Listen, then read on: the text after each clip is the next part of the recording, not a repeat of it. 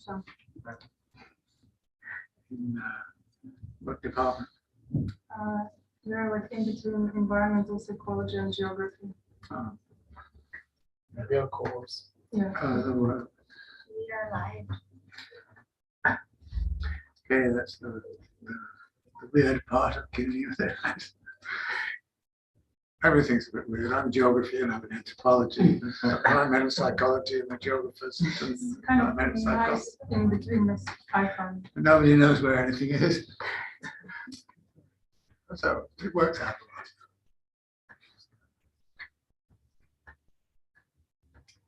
a lot. Well, so we can sort of start with you come in to be in person, and this hybrid format is kind of always awkward, but we can, I think, try and make something of it.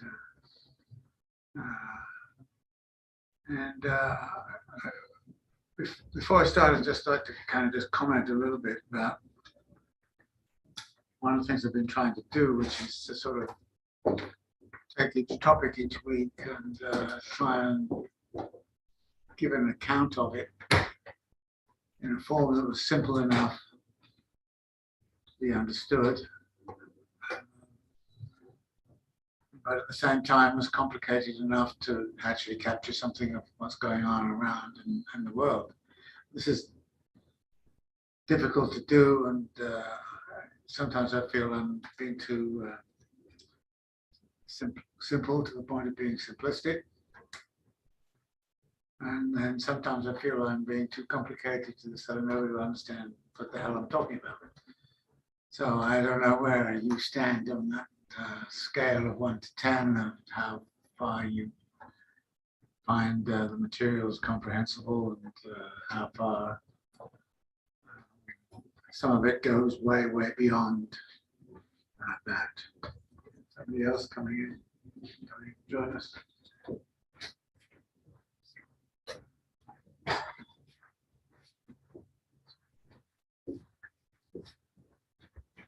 So,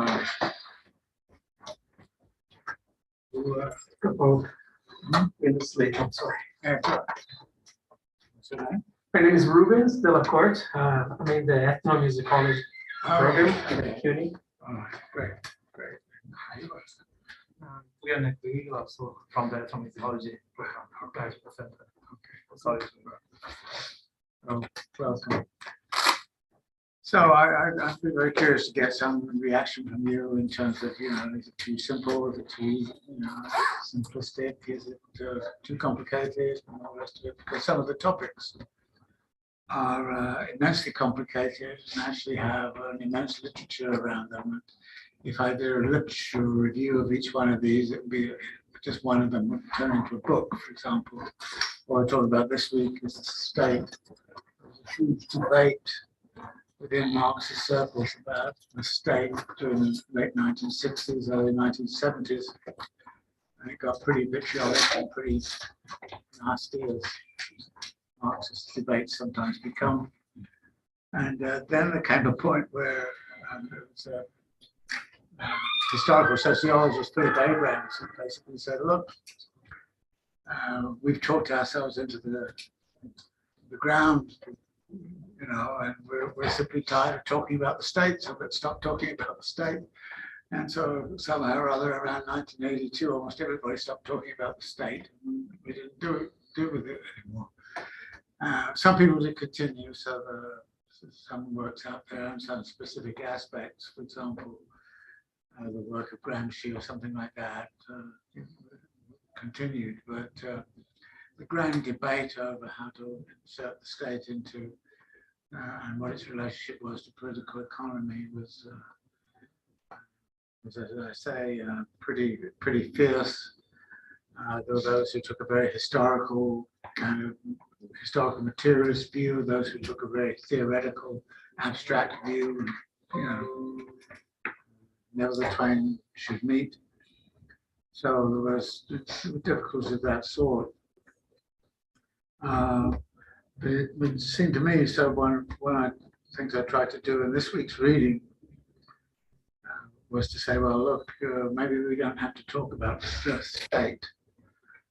We could talk about that aspect of the state that is connected to certain aspects of the circulation of capital or the reproduction of labor power. And last week, and the reading for this week was really about the state, that aspect of the state that is directly integrated with the circulation and accumulation of capital, which is, I mean, you could say that all aspects of the state are related to it in some way, but the one which is really fully integrated is the Treasury Department. And this week's lecture is going to be on social reproduction. I think this is very interesting to me because long ago in the 1980s, I wrote a book called Limits to Capital, came out in 1982, where I really tried to give a complicated reading of this is a simple reading, it was a very complicated reading, and very detailed. It was one of those books that took a long time to write. It took me almost 10 years to write it. So it's the kind of thing that these days you can't afford to do things like that because you don't get tenure because you haven't published anything. So you know, but it was still in the margin where I could really do nothing, not publish very much for 10 years until I finished. But at the end of Limits to Capital, I kind of pointed out that, well, okay, there's a dialectical structure to what I've been, the way I've been presenting it, and there was some unfinished business. So in the afterword to the book, I said, okay, there are two items of unfinished business. One is the question of the state, and the second, the way I put it in 1982, is this: the second was the birth of a working class child, what we now call social reproduction. So in effect, this week's lecture and this week's reading are taking up those two issues, the issue of the state and the issue of social reproduction. That doesn't complete what I would need to do. So I'm trying to. Oh, sorry to interrupt. Do you mind speaking up a little bit more? We're getting some feedback. Okay. Yeah, if it's possible. Well, so what I'm trying to do then is to talk a little more explicitly about those two topics.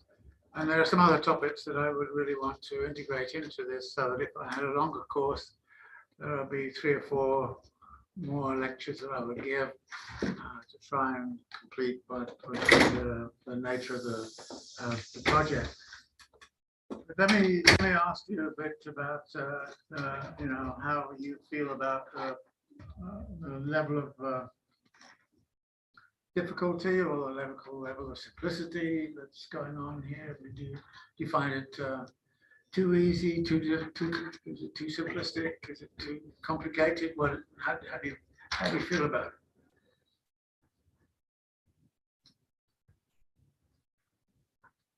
Tell me.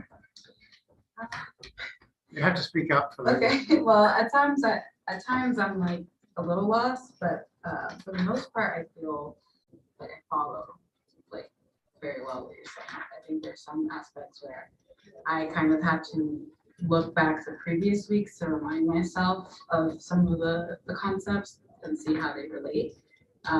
But generally, So you wouldn't want it to be simpler? no, I think even the times where it is a little more challenging, the discussion in class helps clarify. So yeah, I think it's good. It's like the right amount of challenging. Okay. I think that the body metaphors that you use are made to make it like more understandable and easy, but I'm still wondering why we find them useful today. Explanation of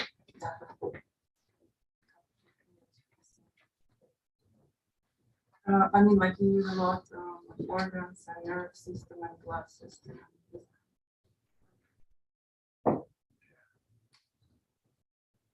I find easy to understand, and I find quite useful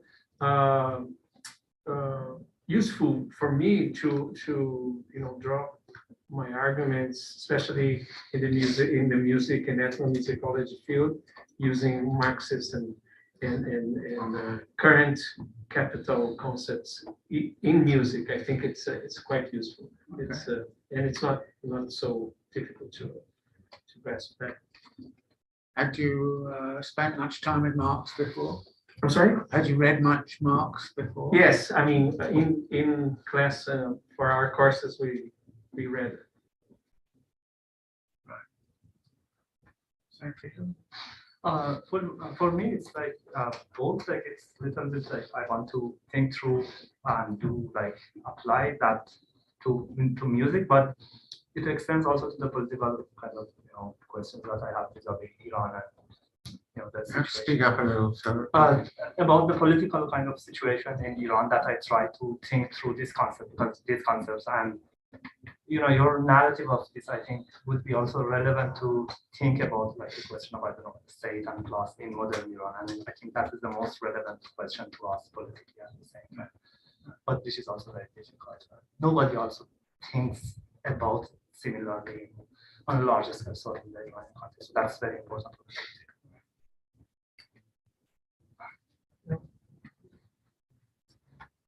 I find not difficult to read and understand, but because of my background in urban planning and environmental psychology, we are confronted with theoretics and very similar texts in this era. I don't have any problem understanding them. Basically, I think it really depends on the reader, which is familiar and have a view of what's going on in the field and what has happened in contemporary history and the longer history. But basically, for what is interesting for me, that I'm trying to find ways to make use of it in terms of what concerns me about social production of space and what's going on in cities right now. Yeah. Well, if I had another session, I would want to add a session about the production space. So I would want to complete it that way. So I didn't get around to that because we only have 12 sessions. So if we had 15, I would have, one of them would have been about the production space, how a lot of this works in terms of value flows in space and time. So it wouldn't be simply the production space, it's also production temporality, speed up, acceleration, annihilation space through time, many kind of issues of that kind, which I would like to have gotten into, but which I didn't get around to it. Because I had to do these other, I felt I had to do these other things, which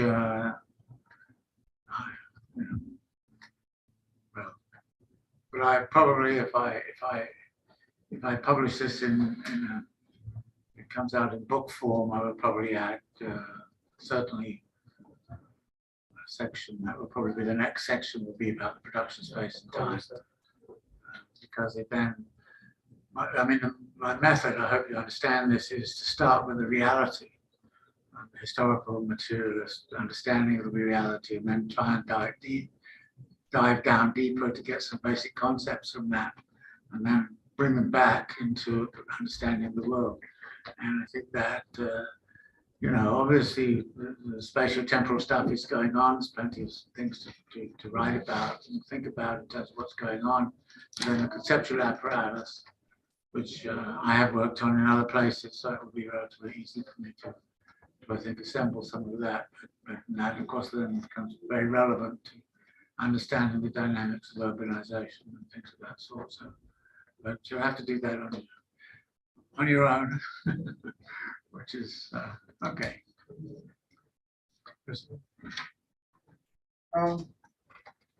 It's understandable, particularly kind of as we read through the book, like from the start to like now, as it kind of each chapter builds some previous chapters into drawing from concepts. I do find it a bit dry at times, but I think I often find like Marxist scholarship to be somewhat dry at times. So maybe that's just how it goes. Lots of humor. Well, it's a lot of like theory and technical stuff, and but this is how it goes. But like I said, so as I read the whole book, I feel like okay, I kind of get what these terms are and how you're using them.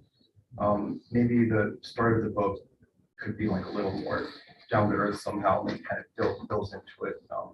Just because it was a little overwhelming. I remember at the start of the semester, kind of wasn't what I was expecting at least. What I would like to do is when this is all done, just read the whole book like from start to end, kind of now that I've had like chapter by chapter digesting it. I think that would be quite useful. You should do that for next week. That's true. Sure. I think that if I had not encountered Marx before, it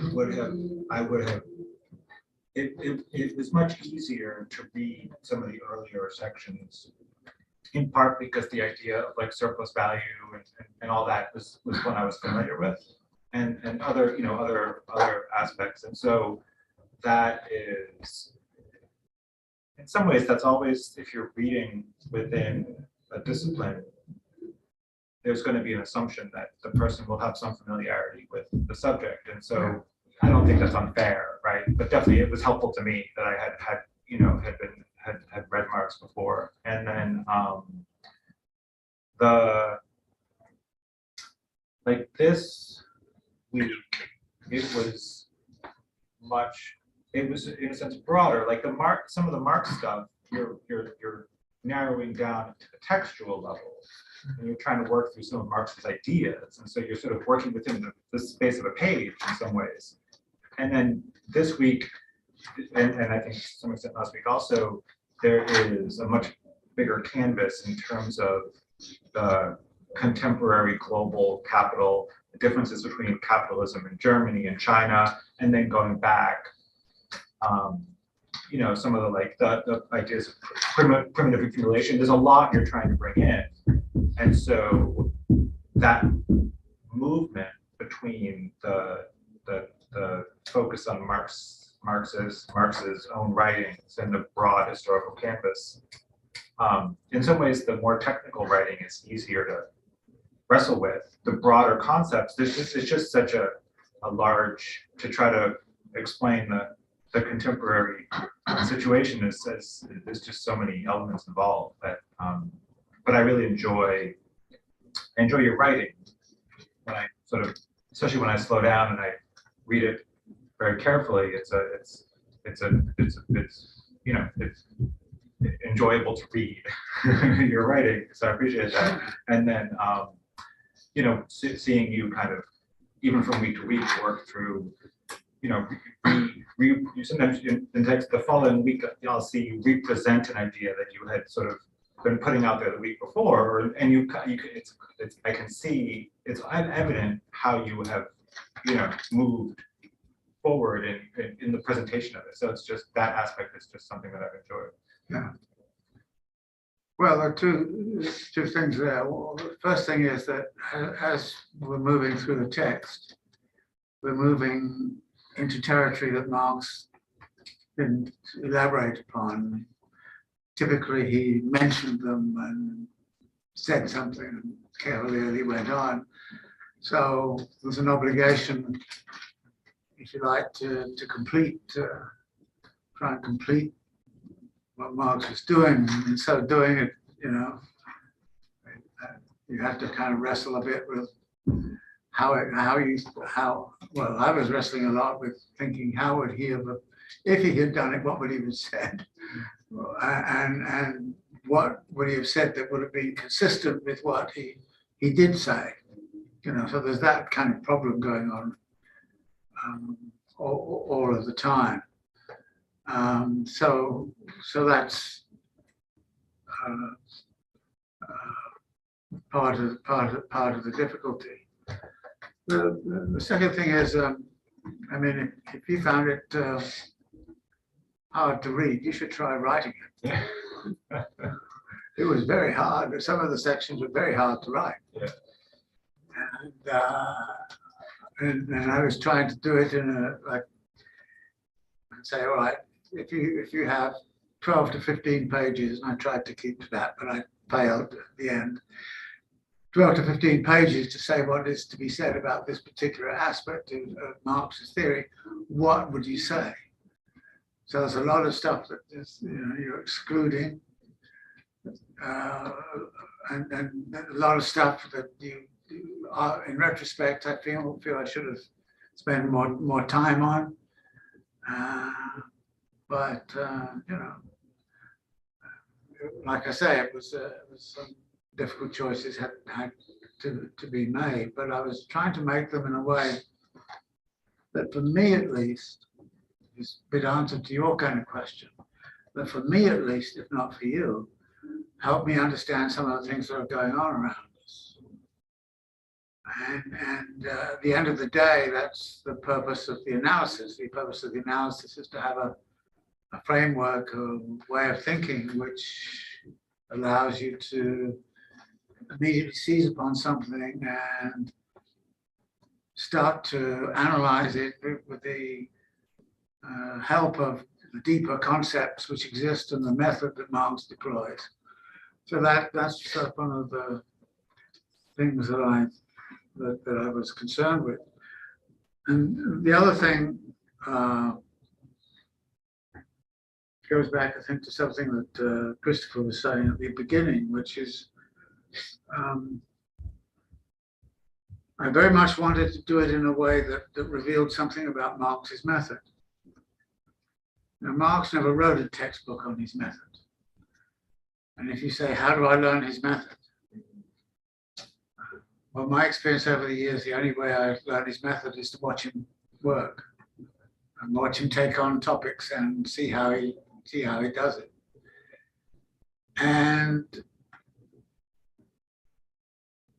that I think is extremely powerful. Once you get it, and you can't get it. It's not as if you can go into a class and there's a lecture on the method and you've got the method and that's it.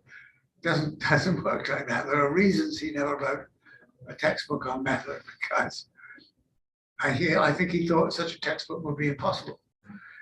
Because one of the things he's always doing is being very fluid about things, and saying that, what it looks like, this part of the argument looks completely different when you integrate it in with the other parts of the argument, so that there's a method to all of that and a way of thinking.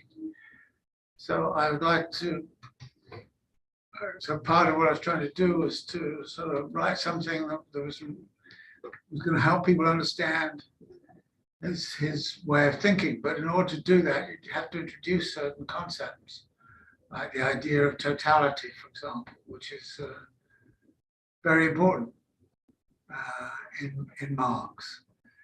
But it has a very curious history. And when you read the text called the Grundrisse, the concept of totality is going on all the time. It's kind of about every third page, totality. When you read Marx's Capital, he scarcely ever uses it. And you think to yourself, why? And I think he read, and the same was true of terms like alienation and dialectics and so on, which are very strong in the Grundrisse and some of the earlier writings, but disappear in Capital. And it has a lot to do with the fact that he was trying to, as I mentioned at the beginning, very beginning, he was trying to write for a class of people who he thought would understand what he was saying. And I think he thought they wouldn't understand if he used this concept of totality. But my argument is you can't understand Marx unless you really have the concept of totality, because that is in the back of his mind, so that reading the Grundrisse and getting the concept of totality, then you read Capital and you see the concept of totality at work. If you just read Capital, you probably don't see it. So those are things which I think to me were important, and at the outset I felt it necessary to say there's a different language going on here, and that therefore we have to think about the concept of totality and what it might mean, and how there are real totalities out there, but then there are also conceptual totalities. And what Marx is doing is building the concept of the totality of a mode of production. And again, I was trying to be fairly rigorous about saying, when are we dealing with the concept of totality of the mode of production, and when are we dealing with capital as a social formation? Because it's interesting, Marx never uses, I can't find he ever used the term capitalism, which always struck me as odd. He always uses capital. Capital is this, capital that, but never capitalism. And you kind of go, well, everybody talks about Marx and capitalism. So what's wrong with the concept of capitalism? Well, it's because I think Marx understood that capitalism was a word that might be viable when you're talking about the social formation and everything that's going on. But if you're doing what he was doing, which was trying to target the mode of production and its laws of motion, then capitalism was not a term that worked.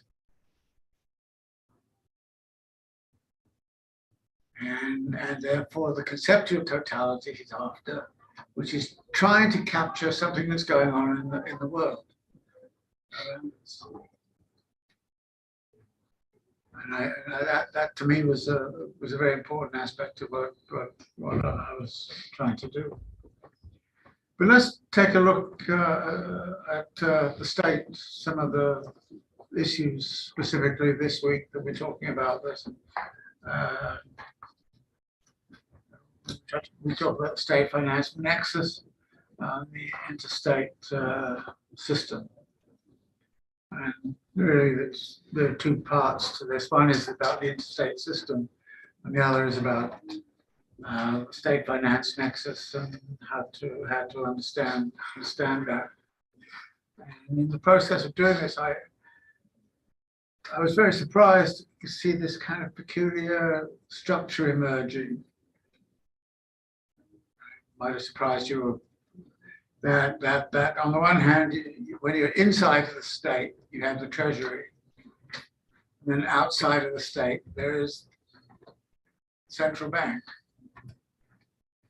And then you kind of say, well, the same is true about, the judiciary and the Attorney General and the Justice Department.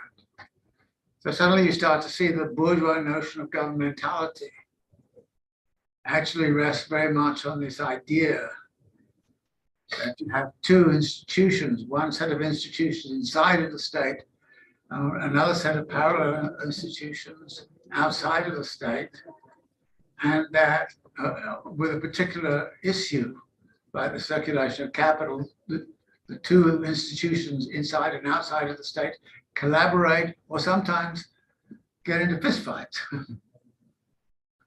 But nevertheless, it's what I call a state finance nexus, but you can make the same kind of commentary about the relationship between the Justice Department and the Supreme Court. And I found this a very interesting kind of way to think about how governance is organized in bourgeois societies, because this is the way it's organized in the United Kingdom, and it's the way it's organized in France. I mean, in other words, the advanced capitalist countries have this kind of structure. And I then started to think about, well, what's going on in China? And I'm not quite sure about China. Whether it has this kind of notion of governance in it.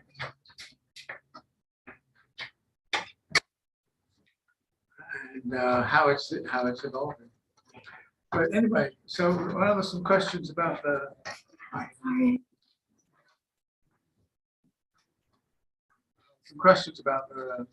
state finance nexus and the state system? Any clarifications, any ideas you'd like to put forward?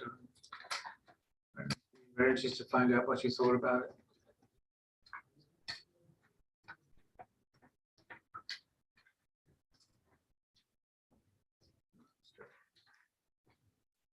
Excellent observations.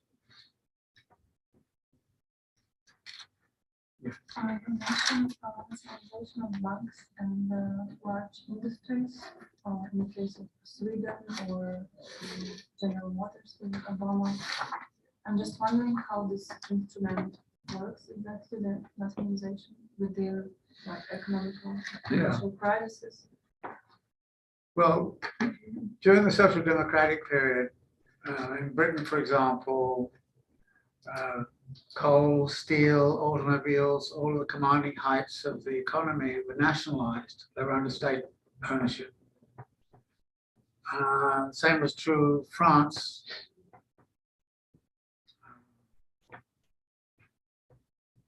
But nationalization was out after late 1960s. They started, everything got privatized and so on.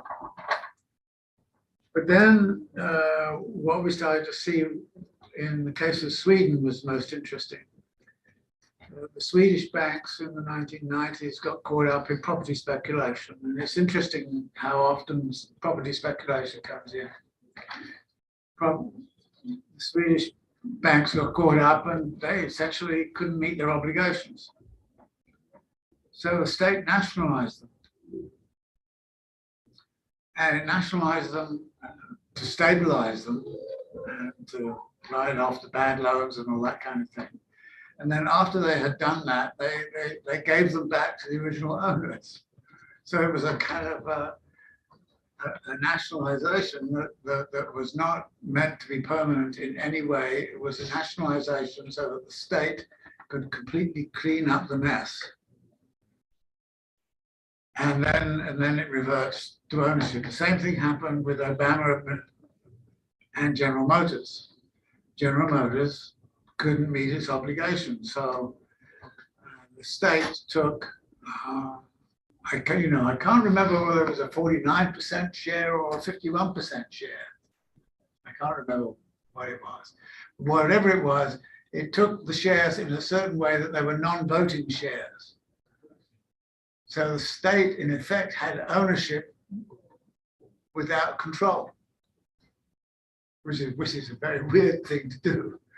But for 2 or 3 years, the state was not running General Motors, but was in that position, and this allowed management to do a whole bunch of things. For instance, renegotiate all the labor contracts. Well, one of the reasons General Motors was having problems because during the 1960s, early 1970s, they had a pretty strong union, and the unions got very good pension funds and got very good healthcare and all those kinds of things. So the company had a lot of obligations. Now, one of the reasons you go into bankruptcy is to get rid of the obligations. You go to a judge and say, we can't pay this, we can't pay that. So the judge says, okay, don't pay it, but get back to business. So in General Motors, it was nationalized in this way. And then after about 2 or 3 years,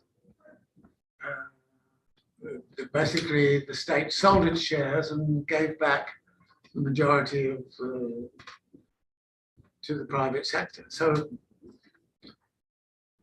now this could have been done with the banks that were in problems in 2007, 2008, but as I mentioned in this Hank Paulson case, he didn't want to be the person that would go down in infamy and kind of for ideological reasons, to nationalize the banks.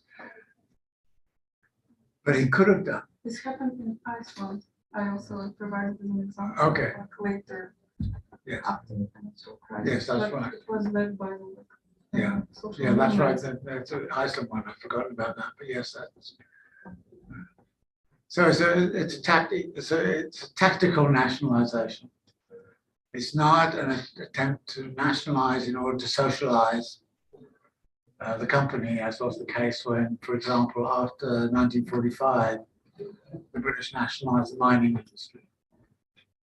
And they nationalized the steel industry, the auto industry. They nationalized the commanding heights, what called the commanding heights of the economy. So you had a mixed economy. You had a large state sector. And this was true in France, true in Italy. And of course, it still continues to be true in China. All of the Chinese banks are in the state ownership. There are a lot of regional banks which are in the ownership of regional governments. There are municipal banks which are in the ownership of the municipalities. So the situation that arose when Paulson and Bernanke gave all this money to the banks and said, okay, lend it and get the economy going again. And the banks refused. If you were a banker in China, you would never dare do that. If the Communist Party told you to lend, you lend. But they gave all this money to the banks, and the banks just paid off their debts and bought back their stocks. So the stock market value went up, and the CEOs get paid according to increase of stock market value. So they made out like bandits, and they didn't do anything for the economy, which could not be the case in China. Chinese banks are state-owned.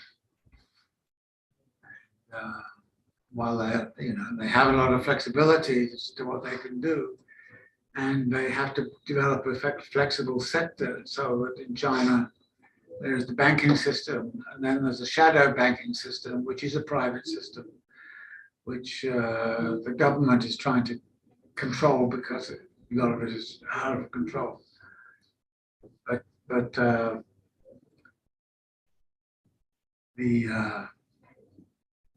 denationalization movement in Britain, for example, they turned all of the steel industry back into the private sector, automobiles back into the private sector, and gradually denationalized. And that was what Margaret Thatcher was very much about, and what the neoliberal order was very much about.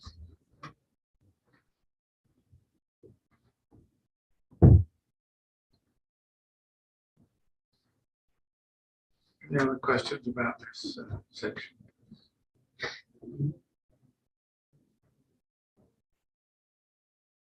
Yeah. It's funny. There's a couple of places. I think in this week's reading, and where you mentioned pieces like fragments, where Marx starts to kind of say something, and it's intriguing or provocative, but it's not fully worked out, right? And so, kind of in the same spirit, as we're reading what you've been writing, there's places where I'm trying to figure out exactly what your meaning is, right? And so, in terms of the nexus of state and finance, you express it in a couple of different ways, and I'm gonna work backwards. So just on page 19, you say the idea of identity or fusion of state and capital might appear as too radical. So you use the expression fusion of state and capital, and then that in that one spot. And then there's also this kind of idea of earlier when you quote Joseph Vogel, who I'm not familiar with, but No. you quote and say that from the 19th century, if not before, says Joseph Vogel, this nexus of state and finance was embodied in institutions. And so I'm sort of interested or curious, and right above that, this is where my question is located. You say, and you mentioned this, I'm on page 10 now, I'm sorry. Go ahead. And you sort of referenced this before about fisticuffs a little bit of, between that. You say, it is not at all uncommon for the state or the Treasury Department and the civil society or Federal Reserve to be as much at odds as in concordance with each other. In a crisis, however, it is critical that both sides come together. And when they do, they form what I call a state finance nexus. So I'm curious if you sort of see the state finance nexus. It seems evident from what you've written that it functions differently in the United States than in Germany or China. But do you see the state finance nexus as a kind of continuation of sort of a 19th century or even earlier kind of mercantilist? Or do you see it as a coming together of heretofore separate spheres? Yeah, it's a very good question. I mean, I'm in a bit two minds about it. So you're probably sensing. But I think the reason the term fusion comes from Giovanni Arrighi. And the reason I'm nervous about that is precisely because once it's fused, they lose their autonomy, independence of each other. And so far in the history of capital, it's been terribly important that they remain autonomous and independent of each other. At the same time as they recognize that they need to collaborate when all the mess is going on. Now, what I want to do here is to say, whenever you do see a fusion, typically the central bank loses its independence.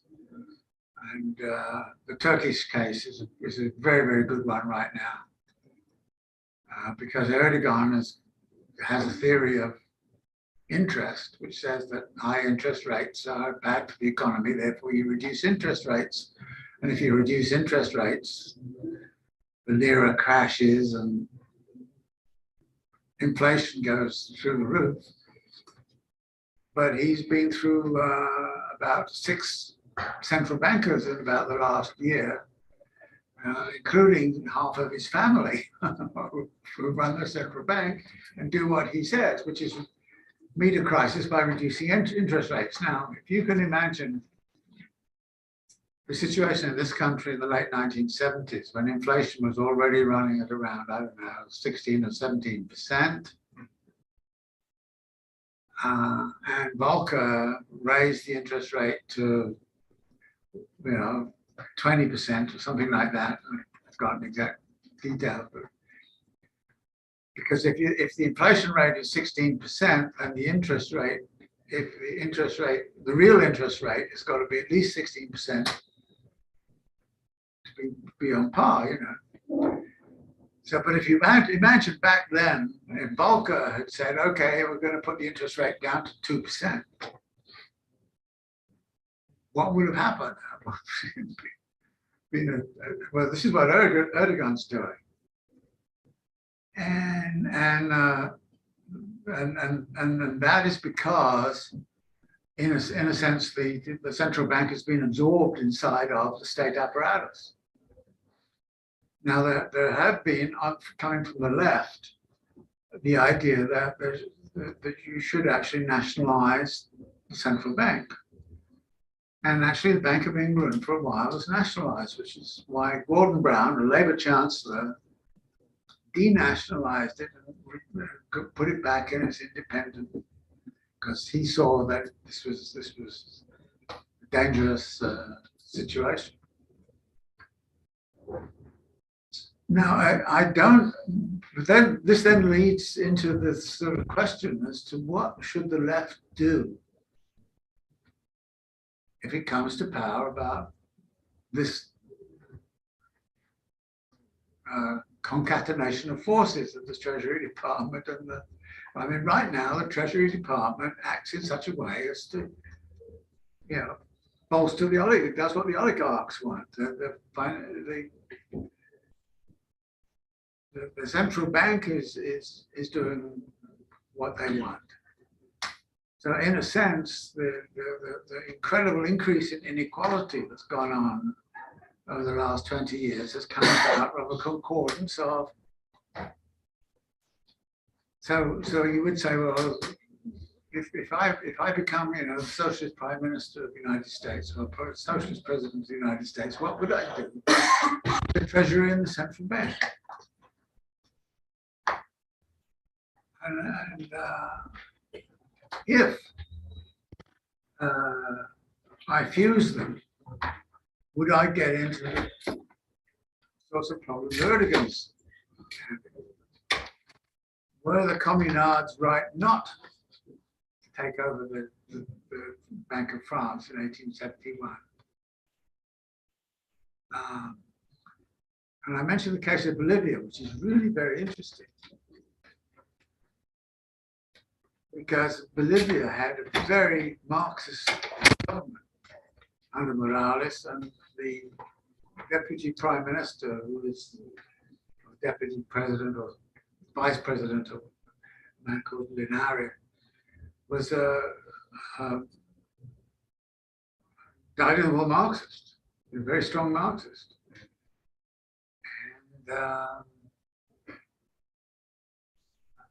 And so he had no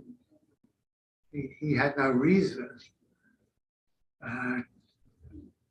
to accept the traditional structure of central bank treasury department. But the finance minister was trained in US university and was extremely aware of exactly this politics. And so and his role in Treasury Department in relationship to the central bank, Bolivia, of all countries, got a top rating from the International Monetary Fund for fiscal rectitude and fiscal everything. But what that meant was that Bolivia's development depended very heavily upon maintaining that structure, and the only way they could maintain it was by developing an export industry. And guess what they were exporting? Natural gas, lithium, you know, in other words,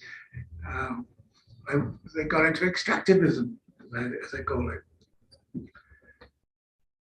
And because they got into extractivism, part of their indigenous base turned against the Morales government. And because it turned against Morales government, then there was all this mess of a pseudo coup. And so guess who is now president of Bolivia? The ex-finance minister. And so this is, and I spent a little time in Bolivia, and I spent some time with the vice president and with the finance minister. And the finance minister, one of the things he was immensely proud of was that he had introduced mortgage finance for home ownership, which of course was the whole root of the 2007-2008 crisis. He had worked his ass off to get that kind of stuff working in collaboration with typical collaboration between Treasury and central bank. In other words, they can orchestrate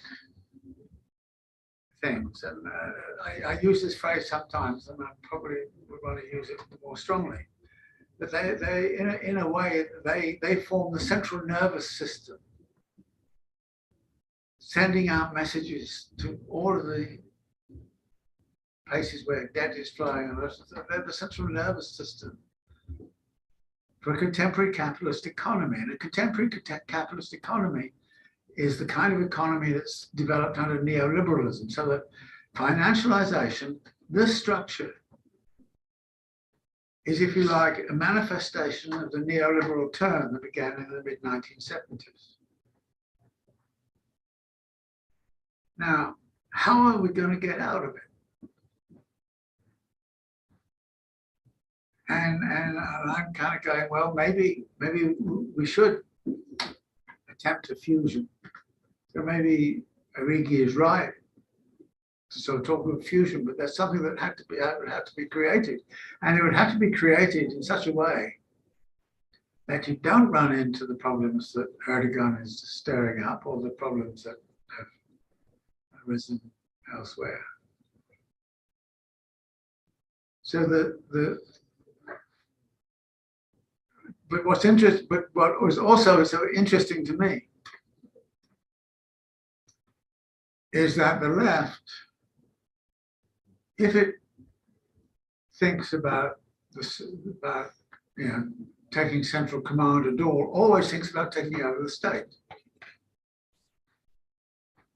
So they take over one half of the central nervous system, and they don't look at the other half, and they don't know what to do with the other half. Now, a lot of politics on the left right now doesn't want to have anything to do with the state. They want to abolish the state, effectively. I mean, a lot of the left is sort of culture anarchists, almost libertarian, right? I mean, I don't know. But it would seem to me that to make the case, see, in the 1960s, if you're on the left, you would be making the case that the taking over of the state was the first step towards socialism. And that you, by taking over the state, you would then control the commanding heights of the economy, and you would then be able to organize the economy in such a way that it produced goods for real social needs, as opposed to goods for the oligarchy and for the military and all the rest of it. So in the 1960s, the ambition was get yourself a political party, get yourself politically right in there with that political party or coalition of political parties, and set up a socialist government. If you want to know what happened, look at the Mitterrand regime in France. Now, Mitterrand came to power in, I don't know, 1982, 83, something like that. I don't know, something, maybe a bit earlier. He came to power on through an electoral alliance with the Communist Party. So it's a Socialist Party, Communist Party. What do you think he did in his first year? He nationalized the banks.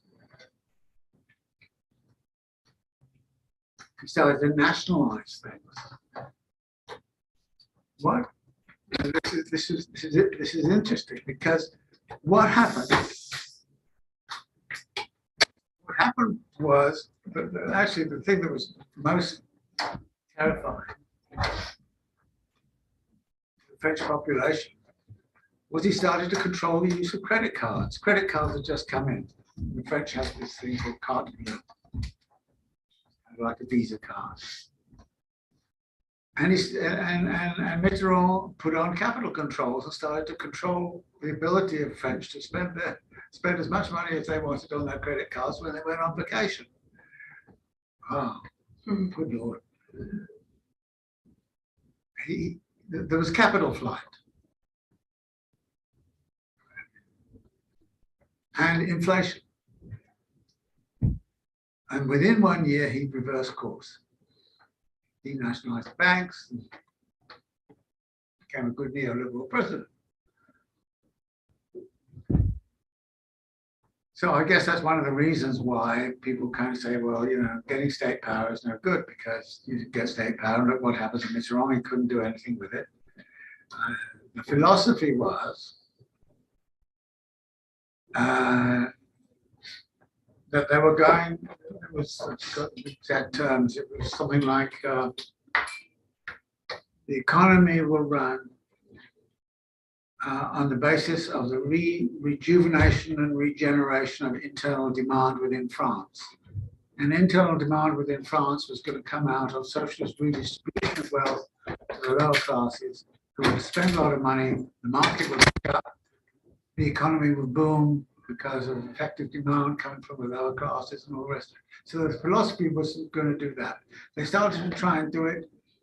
In order to do that, you had to have capital controls. In order to do that, you had to control bank lending and all the rest of it, which is why they nationalized the banks. So they had a whole program there, but it didn't work. And so we know that this is a problem. But I haven't seen any kind of really good literature about what to do about this problem. And I don't know what to say to do about the problem. I can tell you what the problem is. I can't tell you exactly what one might do about it. Now, if you say that, then you're in a situation, you say, well, there's nothing we can do about the current situation. Well, then you say, but that's insane, because look at the way in which the Treasury and the central bank are engaging in quantitative easing and credit, circulation in such a way as to support the oligarchy, so that Elon Musk can go and buy Twitter. I mean, that's what you're doing. So you kind of say, well, we seem to be faced between those two options. You either go off and act socialist and get into terrible mess, and Mitterrand did, and Erdogan is doing the same thing, not for political reasons, but for Mitterrand thought. You're either going to get into terrible messes that way, or you're going to continue with the current apparatus, which is simply pouring money into the laps of a ruling oligarchy, making, I mean, Elon Musk, before the crisis, I think he had a wealth of 25 billion. He couldn't afford to buy Twitter. And during the crisis, he increased his wealth from something like 25 billion to something like 150 billion. So he can now afford to buy Twitter. And you kind of go, well, this is, as good Marxist, what do I do? What do I say about this? And then you start to talk, and then well, people say, well, it should be a wealth tax. Well, they should redistribute.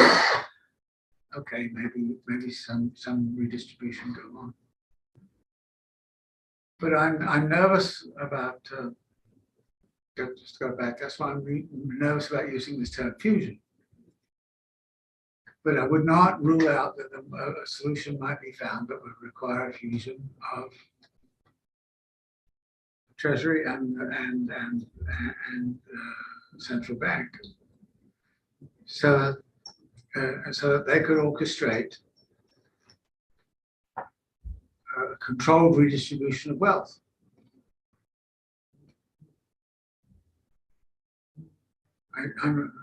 Maybe that would be possible, but I don't see. First off, there's no political party that's going to run on that. Secondly, of course, we haven't had sufficient thinking and so on as to what to do about it. But that is the situation.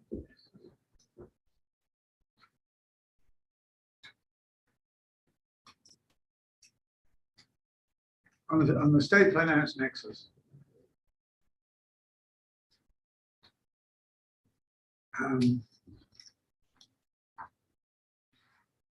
I don't think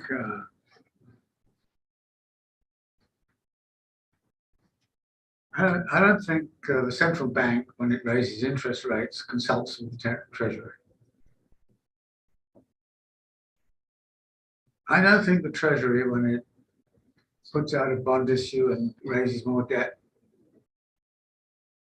consults with the central bank. I think they probably know what to expect. I think they have strong expectations as to how the other will behave in certain situations, but I think this is where the independence comes in. When you think of the effect on the accumulation of capital, the distribution of the capital that's accumulated, when you think of the effect, you see that there's two forces with one effect. And I think both sides, both the Treasury and the finance, know that.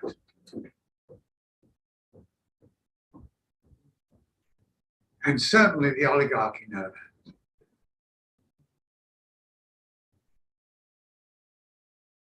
So I don't think, so I think that's the way it works. I mean, this is a bit that I mentioned this case, I think, of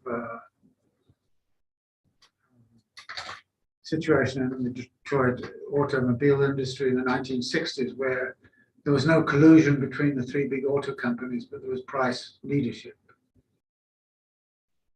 And they were, in effect, they coordinated their price increases.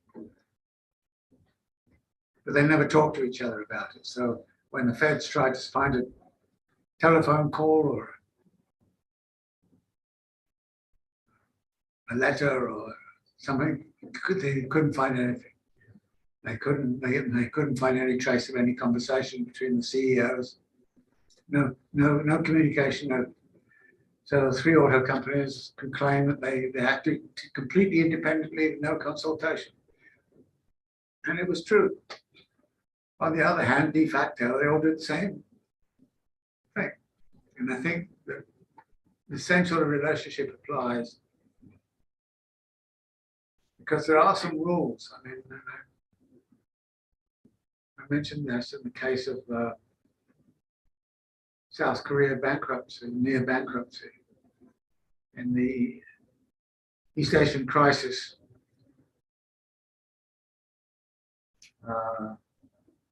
many countries had problems in Indonesia, again in Thailand, Indonesia, and so on, Taiwan. And a country that wasn't really affected badly was China, because they had strict capital controls. But South Korea was in a lot of difficulty. And it was the IMF, which is a kind of, in a way, a version of the central bank. It was the IMF and the Treasury Secretary who organized the bailout of South Korea so it didn't default on its debt. Now, there's a sort of rule that the IMF should be independent. And particularly, of course, of the United States, because otherwise the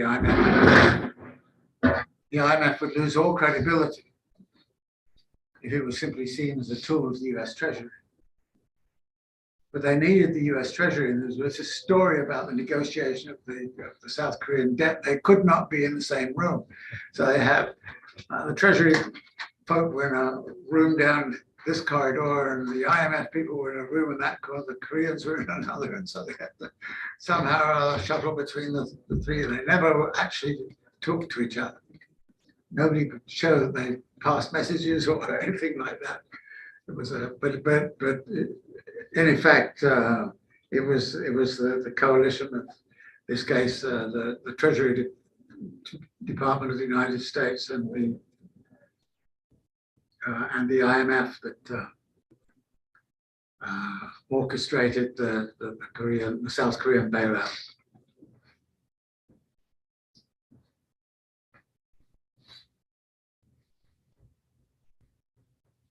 Any other issues about this?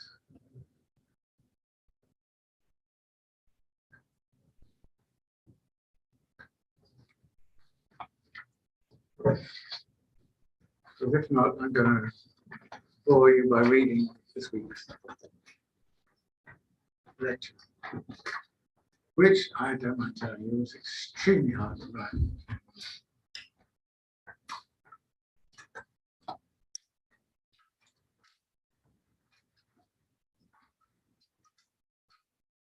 As I mentioned, this week I'm into social reproduction.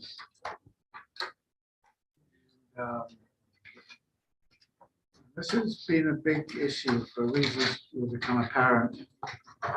Particularly in the left, there's a tremendous amount of work on it. If you want to read more about it, there's a very good book on social reproduction theory, which I would recommend to you.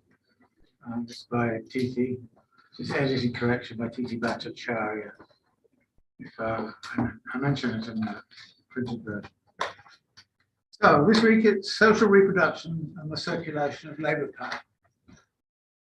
And by putting it that way, I'm recognizing that exactly the same way that the state has one foot inside of the mode of production and another foot in the social formation. So social reproduction is as much about what's going in the social formation as it is about the mode of production, but I'm interested in that aspect of social reproduction, which is very much based in relationship to the circulation of labor power. So here we go. In the same way that some Ricardian economists, armed with their labor theory of value, were logically drawn to redistributive socialism by the obvious anomaly that those who produce the value receive so little of it, so some Marxists have been drawn to social reproduction feminism by the anomaly that while labor is a commodity, there is little or no accounting as to who produces it and how. Labor power, plainly, is not a commodity like any other.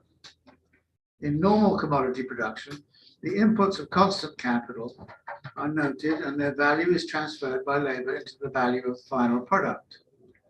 In the case of labor power, no constant capital is recorded, even though, and I quote Silvia Federici here, the reproduction of humanity is dependent upon the immense amount of paid and unpaid domestic work done by women in the home, along with a huge amount of labor employed by the state or private firms to ensure an adequate standard of living for the population at large, as well as for that segment that constitutes the working mass for capital.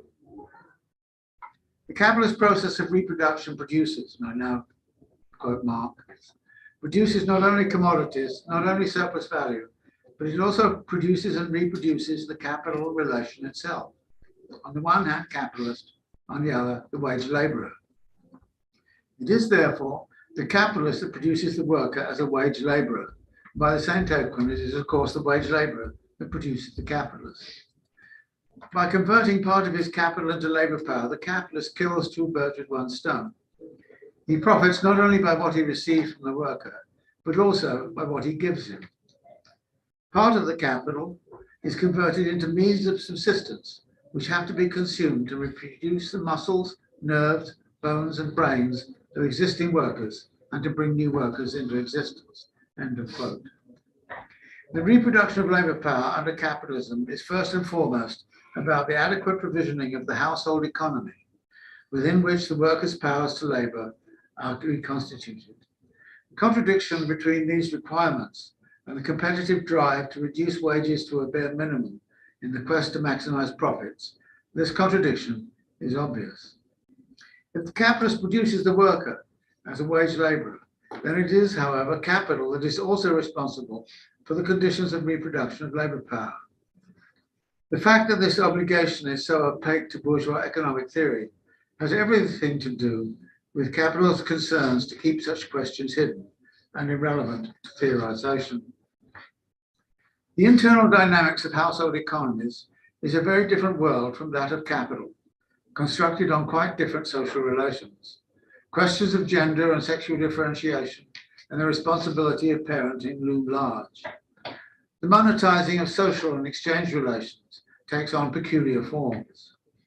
Historically, the origins of capital owed a lot to the evolution of household economies in relation to market exchange. The first capitalist firms were, in effect, household economies operating in a different way.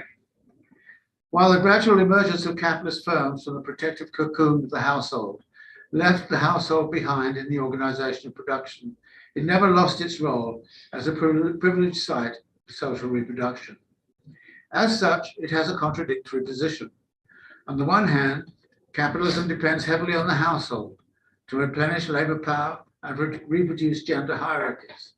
On the other hand, as a site of mutual and income pooling and the accumulation of vital reserves, the household, though always changing, has proven vital to the survival of the working class. In short, the household has been vital to the reproduction of both sides of the equation, capital and labor. It has therefore a key role to play in the dynamics of a capitalist mode of production, while maintaining a hugely important role in the functioning of capitalism as a social formation. I then talk a lot about Marx's chapter on the working day, and ask actually how it is that legislation was passed. And Marx's kind of comment said, and asked the question, that the forcible limiting of the working day was actually accomplished on the authority of the state, but a state ruled by capital and landlord. So he then answers the question of how it came about that the length of the working day got legislated. In 1980, finance capital, aided and abetted by merchant capital, moved into the driver's seat in the United States at the expense of an industrial capitalism being savaged by deindustrialization, largely orchestrated by the financiers, who increasingly controlled the Treasury and the central bank. Yet much of the rest of the state apparatus in the United States and elsewhere takes on topics like social security, education, healthcare, housing, environmental protection, and other popular and essential needs from the standpoint of viable household economies. So, why would a state dominated by finance and merchant corporate interests, Goldman Sachs plus Amazon, bother with topics like education and healthcare for the masses? Why would Treasury secretaries like Robert Rubin, Hank Paulson, and Steve Mnuchin, all from Goldman Sachs, why would they care? The short answer, of course, is that they don't. Since 1980, political power has been perpetually seeking to limit its engagement and liabilities with respect to social provision by the state. President Clinton's reform of welfare as we know it, which put punitive requirements on social welfare recipients, is a prime example. The longer answer would need to address the concatenation of social and political forces within the capitalist mode of production, as well as in the social formation at large, which would force even Treasury secretaries drawn from Goldman Sachs to pay some degree of attention to conditions of social reproduction. The same pressures that eventually led to the regulation of the length of the working day are played out, though rather more diffusely, in the field of state involvement in social reproduction. The social reproduction of labour power is in the first instance tied to the wage rate. This value of labour power depends on the value of the wage goods needed for the workers to reproduce themselves and their dependents. Class struggles over the wage rate play a crucial role in defining the workers' living standards. This level is also sensitive to unemployment.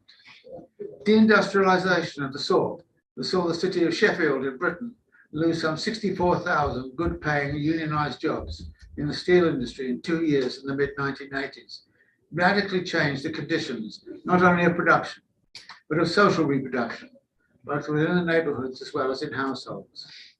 It impacted gender roles, for example, as working women displaced men as a primary wage earner in many households. The deindustrialization of much of the so-called Rust Belt in the United States similarly left behind a ghastly wreckage of working class communities and lifestyles. In many places, conditions of social reproduction collapsed into wrecked families and households riddled with opioid addiction. This has taken almost as many lives over the last 15 years as the COVID-19 virus took in too. Capital's ruthless exploitation of the pain and misery of unemployment and dispossession in the living space through sale of opioids and fentanyl has far exceeded the misery and violence it typically imposes at the point of production. Protected to some degree against premature death at the point of production, redundant workers suffered premature death from the inability to protect against the monopoly powers of big pharma. Dangerous painkillers were ruthlessly foisted on vulnerable populations that were hurting both physically and mentally. But who cares when masses of disposable and redundant workers are thrown on the trash heap of history? Certainly not Steve Nugent. To fight against that fate entails class struggle in a different register and at a different point in the circulation of labour capacity, at that point where the workers are in effect buyers dealing with big pharma as sellers. But what does capital want and demand from the production and reproduction of labour power? The answer in part depends upon the nature of the production processes and the quantities and qualities of labour power demanded. Among the qualities are good health and physical strength, specific knowledge and skills, flexibility, levels of compliance and cooperation, along with cultural dispositions such as about gender roles that might match particular kinds of production. In the same way that individual capitalists hope their rivals will contribute handsomely to aggregate demand by raising wages while they lower theirs, so individual capitalists hope their rivals will enhance the qualities of the labour force by offering adequate training and support, such as education and health insurance, while minimizing their own contributions. For this reason, state provision is often required, but state provision has to be universal, which triggers opposition in the United States, but it has to cover African Americans, immigrants, and women, which undermines the privileges of white men. Universal programs like welfare that are also seen erroneously as extending privileges to black welfare queens, to quote Ronald Reagan, those are also seen as problematic. Racism is thus one of the not so hidden barriers to the achievement of universal health care in the United States. Capital also needs an abundance of reasonably cheap and qualified labour power, either in place or easily accessible by migration if necessary. This is a foundational condition for endless accumulation.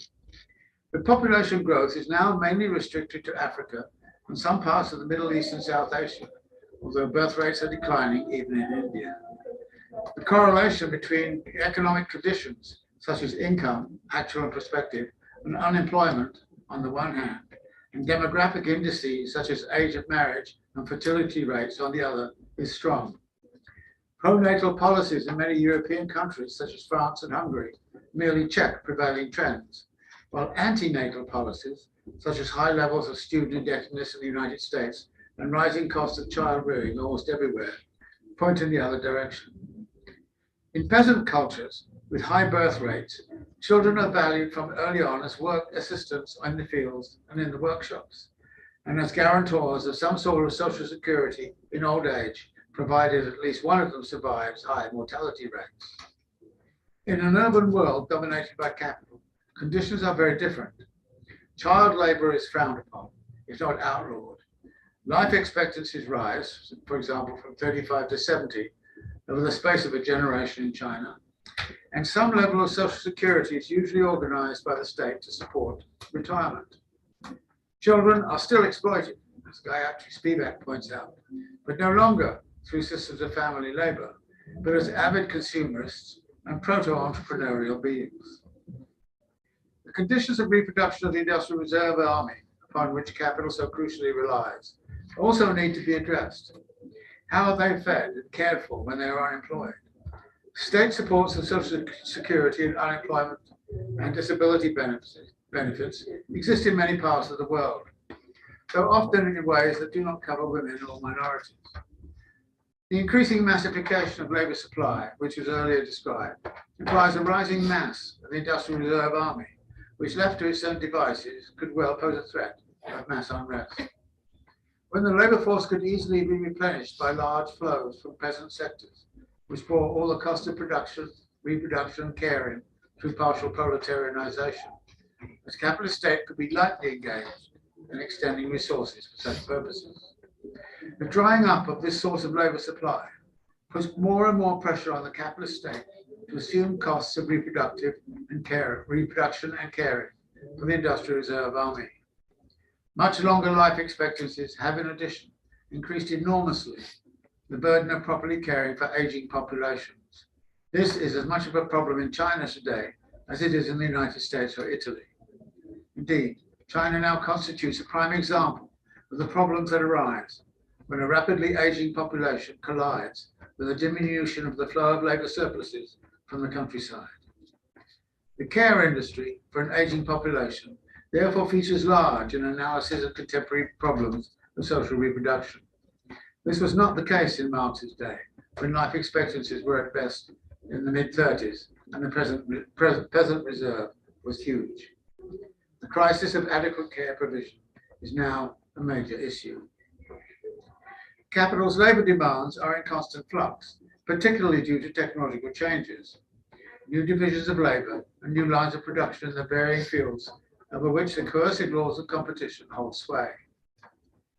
Marx thought capital would be perfectly content to leave the workers to figure out how capital's demands might be met. And this is a quote from Marx. The capitalist may safely leave this to the workers' drive for self-preservation and propagation. All the capitalist cares for is to reduce workers' individual consumption to the necessary minimum. This turned out to be increasingly wishful thinking on Marx's part, as well as upon the part of those capitalist sympathizers who took this line.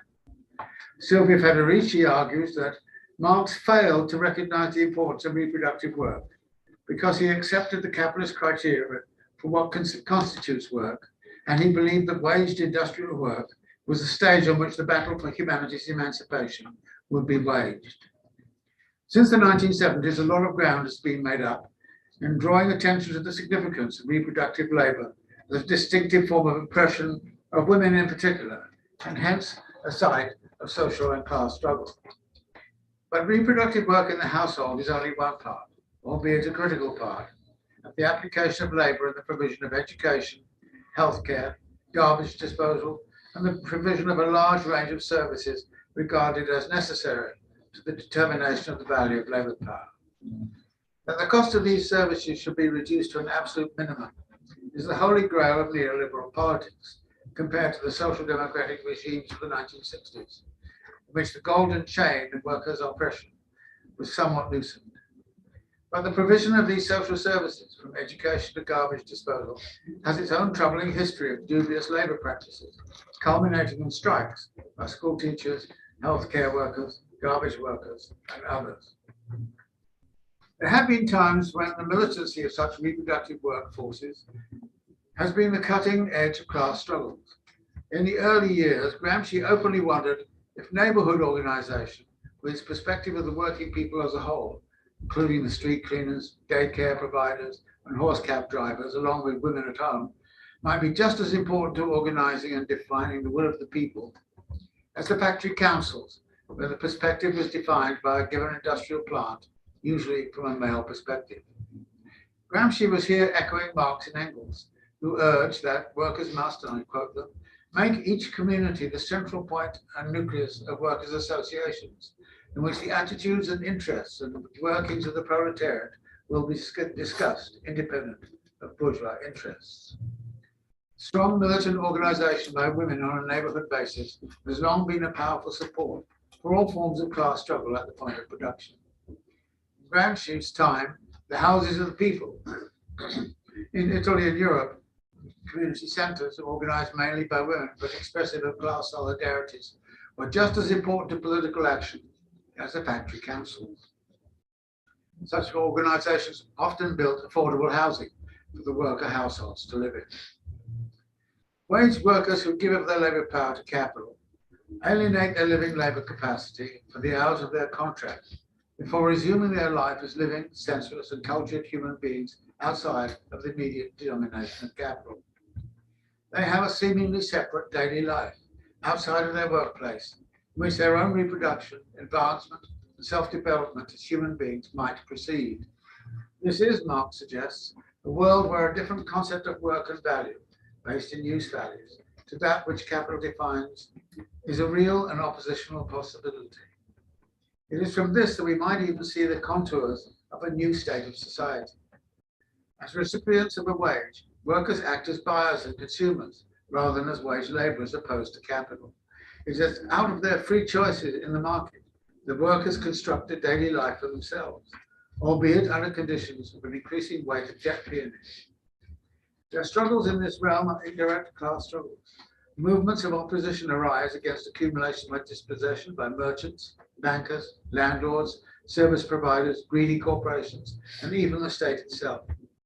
Social movements form to pressure state regulation, more adequate provision of collective services like education, or subsidy of, for example, pharmaceuticals or strictly regulated credit card fees.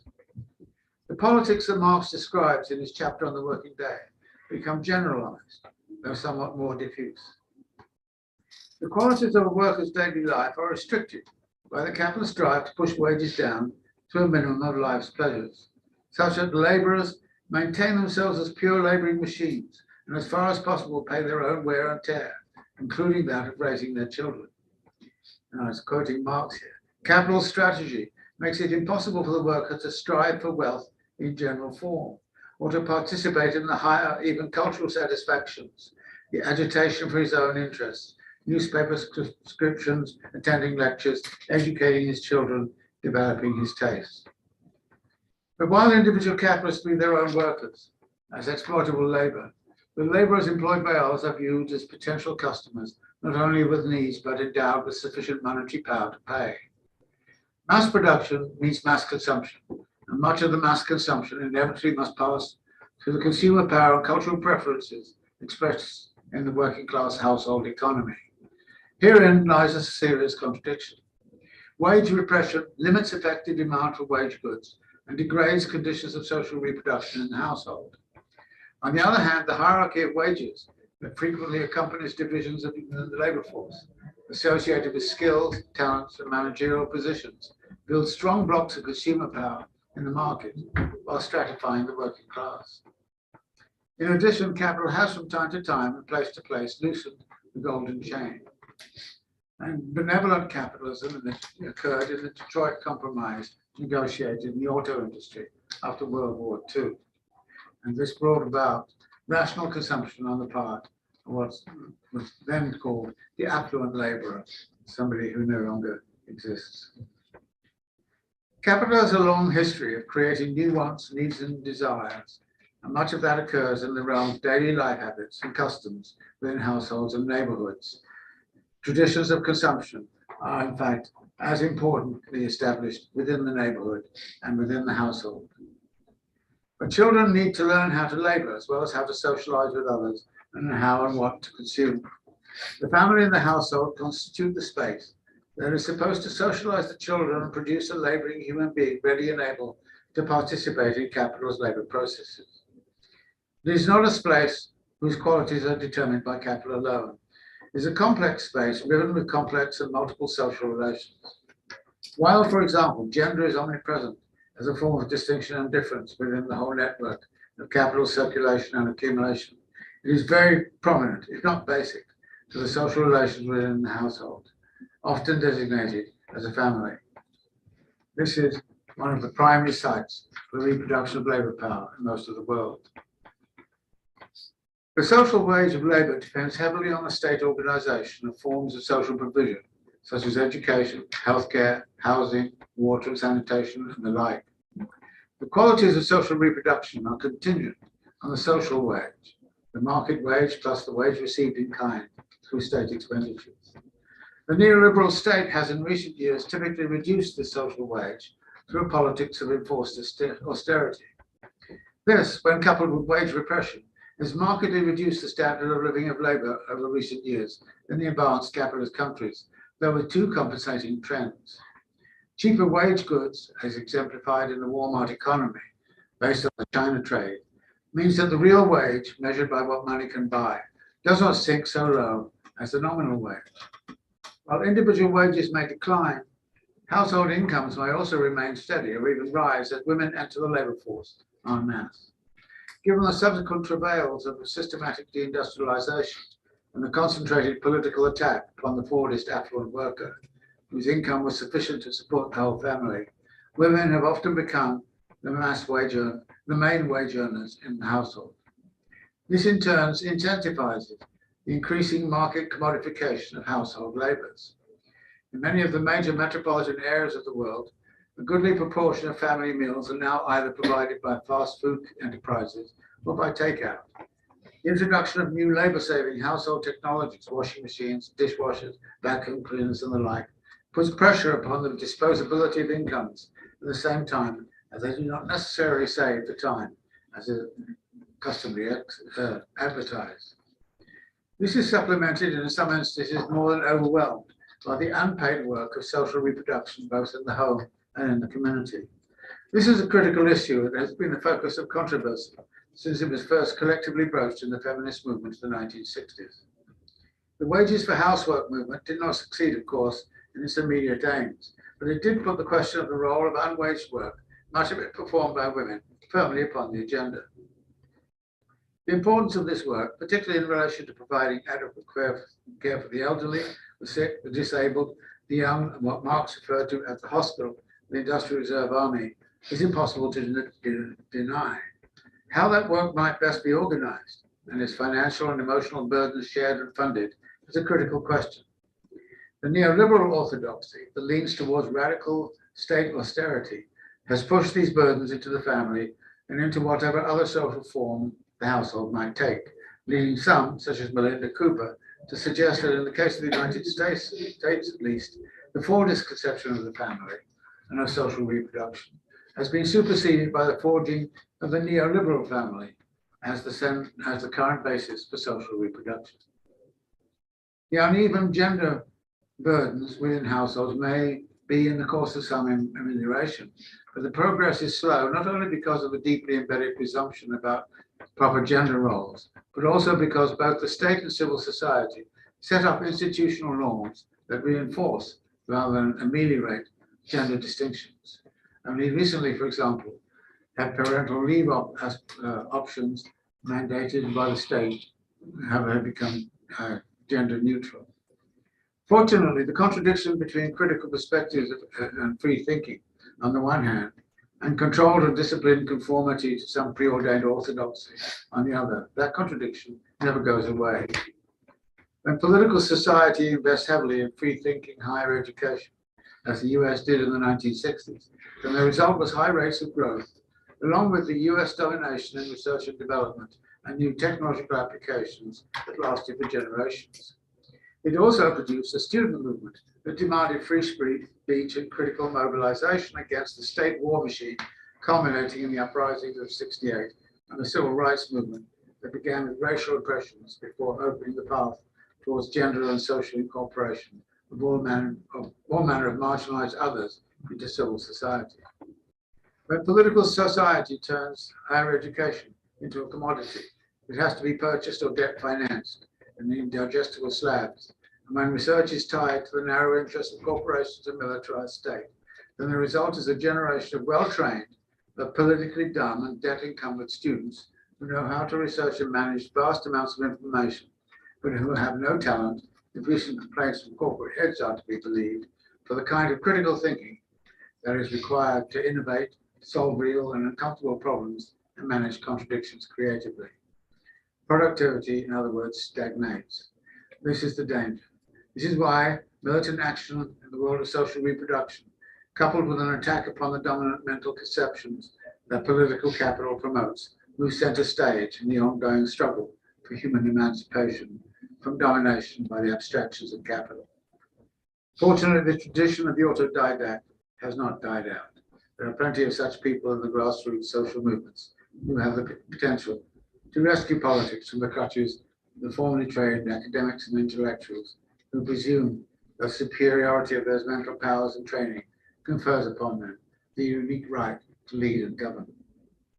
State mandates and provision and coherent policies on everything from population growth and family values to education, quality of life issues and mental well-being are now pretty universal within any capitalist social formation, along with the need to address a whole panoply of environmental issues. What has been on the political agenda, however, is the degree to which these issues should be handled by the state, thereby open to political demands. And I'll talk a little bit about the privatization of delivery of services by NGO, which is in effect shifting the burden of to the NGOs from the state. But Federici notes, the expansion of the service sector, by whatever means, have by no means eliminated home-based, unpaid and reproductive work. Nor has it abolished the sexual division of labour in which it is embedded, which still divides production and reproduction. A lot of work goes on in the household, and it has been and still is generally the case that most of this work falls to the lot of women, and that this work is undertaken under traditional structures of patriarchy, involving the oppression and domination of women by men, sometimes backed up by violence against women. Federici's point is that this situation is structural and embedded culturally and historically within both the capitalist social formation and mode of production. It cannot be dealt with by individuals changing their practices and social relations, no matter how important that may be. If women can be hired at a lower wage for comparable work, then their employment becomes a weapon in class struggle. It was for this reason that the progressive anarchists in Second Empire Paris so virulently opposed the employment of women in the workshops. The problem was that the definition of skill was at that time given as work which women could not do. The employment of women in the workshop, no matter how skilled, therefore led to de-skilling. On the other hand, if women can undertake more and more of the burden of reproduction of labour power, then the value of labour power can be diminished while the profit rates rise. The work involved in housework is not only unpaid, but also of a special sort, much of it entailing affective labour, which emotions, desires, nurturing, salving bruised egos, offsetting daily humiliations and the like, is just as important as material and physical service. The mental health and well-being of labour that is inherently alienated in the public sphere of work, and the cultivation of unalienated social relations in the sphere of everyday life has a great deal to do with the formation of political subjectivities on the part of the labourers. Here too is something that is both within and without the theoretical totality of a capitalist mode of production. Furthermore, the demographic consequences of child rearing choices and practices have everything to do with the future labour supply. The fact that almost all countries in the world have reproduction rates that at best replenish but do not increase the population, and this will have serious consequences for future dynamics. This has, however, been a long-term issue which workers themselves have contributed to. My working class grandmother insisted that the working class family should only have one child, which is what she did back in 1901. More than that, she later told me, and you will be breeding your own competition. She despised those workers with large families. I, unfortunately, was a second child. My grandmother was furious. She called my mother a slut and did not visit with us for 5 years. When the Chinese introduced their one-child policy in 1980, I thought very much of my grandmother. But now China has a labour shortage and wage rates are rising fast, though not so much for women. 2 generations of active struggle by women and their allies have successfully extended many civil rights to women in the advanced capitalist countries. But the fact that the gender gap in pay and in access to job opportunities has not been anywhere closed, while the allocations of responsibilities for household labour have by no means been equalised in even the most progressive countries, and that domestic violence against women is such a recalcitrant feature. All of this has led some to conclude that capital is inherently rather than contingently patriarchal as a mode of production. This signifies that the emancipation of women is a key aspect of anti-capitalist struggle. By the same token, the feminist struggle has also to be anti-capitalist if it is to succeed. As Federici puts it, if our kitchens are outside of capital, our struggle to destroy them will never succeed in causing capital to fall. Marx, however, defines and redefines the foundational categories to match changing historical situations. The content of categories like money, debt, and even labor are redefined as capital changes. Categories like gender, race, along with social reproduction, take on specific meanings and evolve their content as capital itself evolves. In Capital, for example, in the book, Marx at one point depicts the laborer as an alienated individual condemned to a repetitive and uncreative job for life, while later in the same text he considers labor, even under capital, as moving towards greater flexibility, creativity. And I then do some quotes on all this as it occurs in Marx.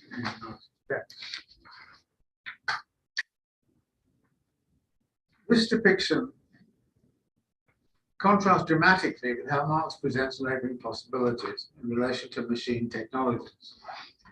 And what he does in Capital is having stressed how repetitive work cripples the intellect and person, and that's the negative side. He goes on to talk about the positive possibilities. Variation of labor, he says, imposes itself after the manner of an overpowering natural law. Large-scale industry makes the recognition of variation of labor and hence of the fitness of the worker for the maximum number of different kinds of labor into a question of life or death. This possibility of varying labor must become a general law of social production. Routine and repetitive labor must be replaced by the individual man who is absolutely available for the different kinds of labor required of him. The partially developed individual, who is merely the bearer of one specialized social function, must be replaced by the totally developed individual for whom the different social functions are different modes of activity he takes up in turn. So this contradiction between dull, repetitive, routine work and the sort of work which is open and creative it still remains with us. And this is something which I'll talk about some length. Marx evolves his conception of the family from the organization of gang labor under male worker authority in the factories or down the mines to a newer, more progressive organization of family. However terrible and disgusting the dissolution of the old family ties within the capitalist system may appear, large-scale industry, by assigning an important part in socially organizing processes of production outside of the domestic economy to women, young persons, and children of both sexes, does nevertheless create a new economic foundation for a higher form of the family and of relations between the sexes.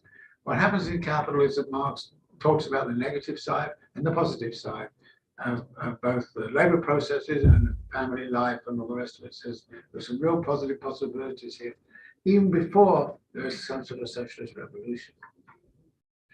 The nature of household work has changed dramatically over the years. Back in the 1950s, almost all meals were prepared at home, even if in workers' lunch boxes.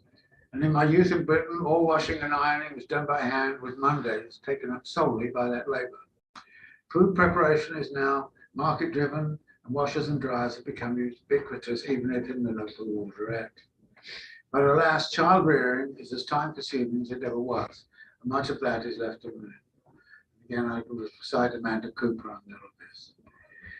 Shortly after Marx makes his comments on progressive possibilities for family life, Marx comments on the necessity to expand the educational classes, to expand the educational clauses in the factory acts. And he talks a lot about education, and I have a discussion on the question of education, what education is about, who pays for it, and all the rest of it. David, I just wanted to give you a time check. Okay. That's 8. Okay. In Marx's time, it was the orchard. Okay. I end up with a little discussion which we can read, where I get into the whole kind of question of the relationship of social reproduction to intersectionality, and some of the issues that have arisen around intersectionality and the reproduction of labor power. All of this is called, it goes on to about page 17, unfortunately. So, so next week we'll talk a little bit about that. Also next week I'd like you to go back and take a look at where we've been over the whole semester and think about anything you think is missing, anything you think stands out to you, and do it that way. Okay. So sorry, it's got a bit long. I told you it's a problem. Okay. Thank you so much, and we'll be in person next week.